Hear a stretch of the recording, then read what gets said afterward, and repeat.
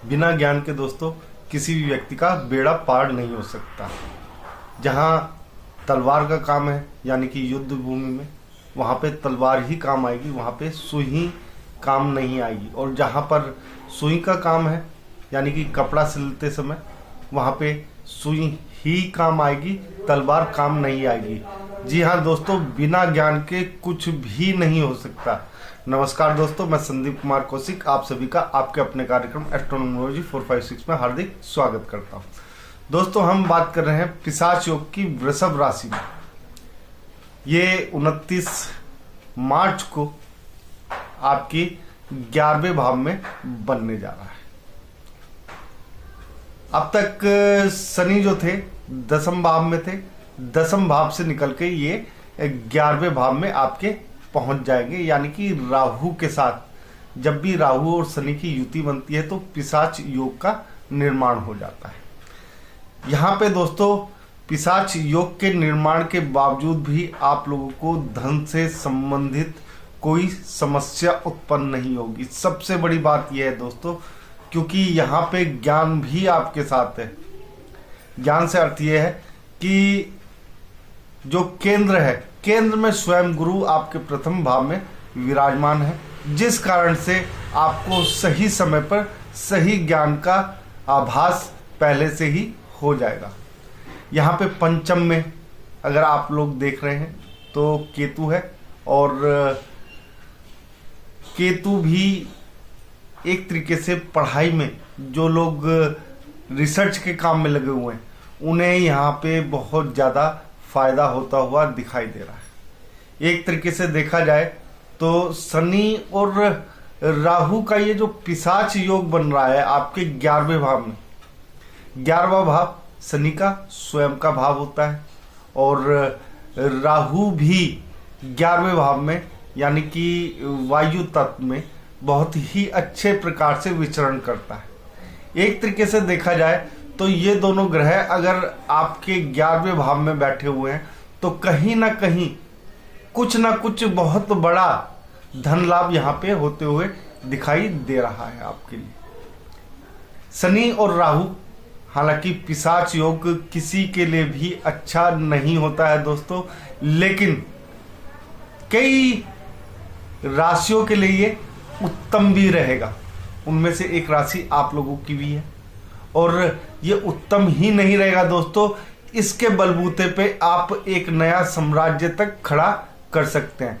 कहने का अर्थ यह है कि जिस धन के बारे में हो सकता है आप काफी समय से सोच रहे हो, वो जमा ना हो पा रहा हो, आपके पास धन की आमद जो होती है वो रुक रुक के हो रही हो, वो एकदम से बड़ी हो सकती है।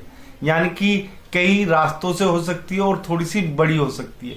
और यहाँ पे केतु आप लोगों को उस बड़ी चीज का और ज्यादा लाभ देते हुए दिखाई देंगे। गुरु सही समय आने पर आपको सही प्रकार से मार्गदर्शन करेंगे। सबसे बड़ी बात आप लोगों के लिए यही है, क्योंकि गुरु जब भी प्रथम भाव में होते हैं, हालांकि थोड़ा सा आप लोगों को मेहनत थोड़ी सी ज्यादा करा देते हैं लेकिन आपके लिए वो रास्ते भी खोल देते हैं।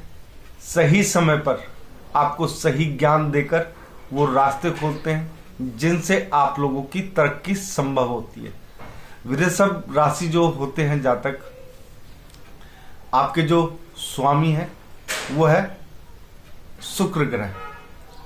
शुक्र ग्रह आप लोगों को मालूम है ऐश्वर्य के कारक है। हालांकि गुरु का ऐसे में प्रथम भाव में होना थोड़ा सा दिक्कत में हो सकता है, यानी कि वाद विवाद, यानी कि आप अपने आप को सर्वश्रेष्ठ साबित करने की यहाँ पे कोशिश करते हुए नजर आएंगे।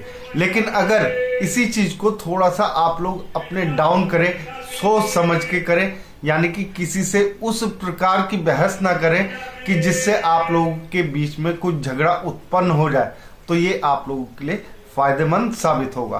क्योंकि गुरु ज्ञान के साथ अहंकार भी देते हैं।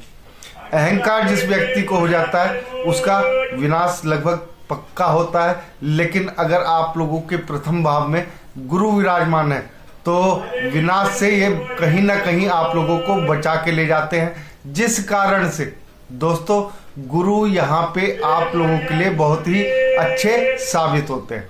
यहाँ पे राहु और शनि का जो कॉम्बिनेशन आपके 11वें भाव में पड़ रहा है, उसके कारण से आपको नया जीवन साथी मिलने की भी उम्मीद यहाँ पे जागृत होती हुई दिखाई दे रही है।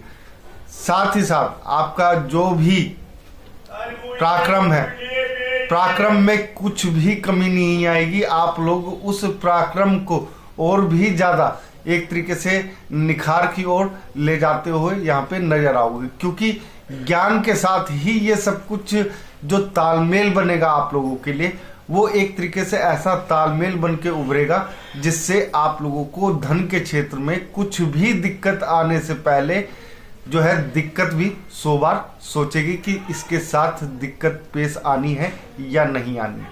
यानी कि एक तरीके से देखा जाए ये पिशाच योग हालांकि होता बुरा है, लेकिन गुरु के ज्ञान के कारण आप लोगों का ये पिशाच योग जो है स्वर्ण काल के तरह हो सकता है।